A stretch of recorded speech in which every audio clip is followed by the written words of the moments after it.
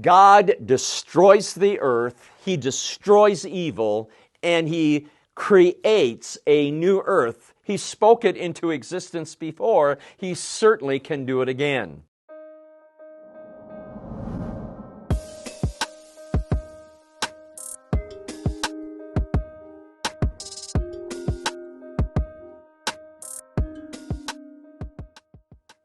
Friends, it's good to be with you again. What a privilege it is to contribute to Renew.org's Real Life Theology set.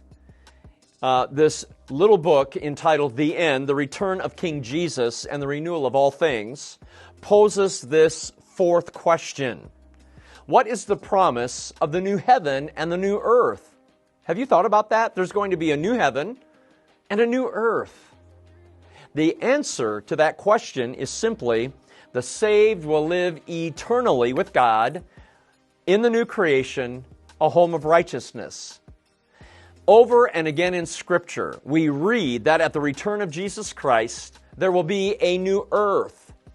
That this earth is going to pass away and all things are going to become new. Think of it this way. In Genesis chapter 1 and 2, God creates the universe, of which the earth is an incredible part. The heavens declare the glory of God, this earth that He spoke into existence.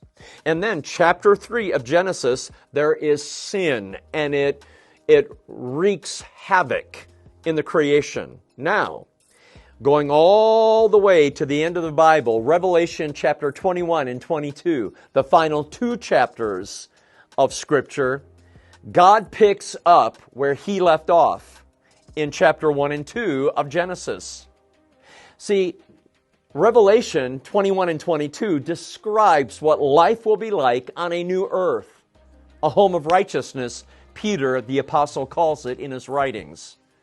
You and I have got to understand that the best is yet to come. There is a concept that heaven is yes over our heads, but it's yes under our feet. When you and I die before Jesus returns, we are home with the Lord, absent from the body, home with the Lord, and we are in His presence. But the best is yet to come at the return of Jesus, His second coming. God destroys the earth, He destroys evil, and He creates a new earth. He spoke it into existence before. He certainly can do it again. And then heaven will be under our feet. We will walk on a new earth. I was just speaking a week ago with a friend of mine in Tennessee. His dad died just recently. And when his father died, his children did an amazing thing. His dad always enjoyed a fine meal. This man's mom was a great cook, and she was known to say to her husband, "Glenn, keep your fork." And then Glenn knew that this incredible dessert was yet to come. When this man died, his sons went to the house, they got a fork out of the kitchen drawer, they took it to the funeral home, and they slipped it into Dad's pocket.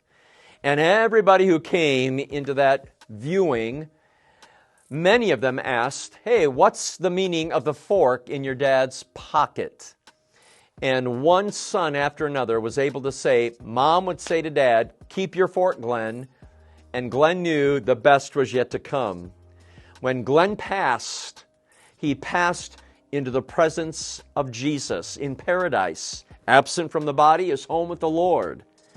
And there's even this thought that on the other side of death, not only is the best yet to come, heaven over our heads, but someday at the second coming of Jesus, heaven will be under our feet. And indeed, the best is yet to come.